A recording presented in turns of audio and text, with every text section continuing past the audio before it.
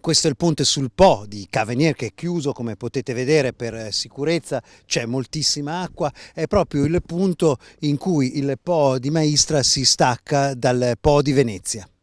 Il grande fiume che si allarga nel delta è comunque impressionante per la quantità d'acqua che, passando da Porto Tolle, riversa in Adriatico. Queste mi servono per prendere come riferimento per regolarmi con i fontanazzi.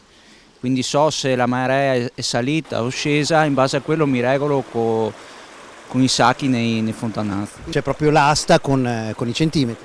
Sì, l'asta con i centimetri, così lo faccio 3 volte al giorno, la mattina, a mezzogiorno e alla sera prima di terminare il servizio.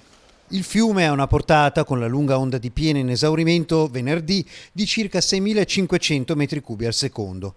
Ancora nel pomeriggio il Po di Venezia era stabile come altezza, ma i rami secondari crescevano ancora, segno che la piena cercava sfogo ovunque con il mare che non riceveva perfettamente. Non è tanto l'argine che preoccupa, ma appunto queste tane, quindi fontanazzi, e la seconda variabile che però è il tempo e quindi il vento. Il vento è quello che preoccupa i cittadini, perché tutti dicono vediamo se viene lo scirocco, vediamo se viene lo scirocco perché è quel vento che viene dal mare e spinge il mare verso la bocca del Po. E quindi il Po, invece di defluire tranquillo verso il mare, viene in qualche modo bloccato e quindi spinge sugli argini e si alza e mette in sofferenza quella che è la tenuta degli argini. Qui c'è il fiume che scorre con enorme forza. Io sto risalendo letteralmente l'argine del Po in uno dei suoi punti più critici e come vedete l'argine è enorme, è a gradoni che scendono e qui c'è il paese.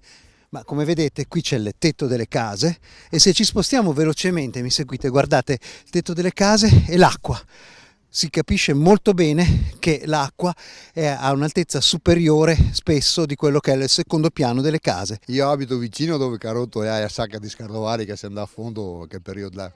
E siamo scappati proprio, e visto proprio penetrare l'acqua, qualche Carotto insomma che è proprio dentro all'interno del paese e tutto quanto insomma. Fate in tempo a scappare e venire via insomma in tempo.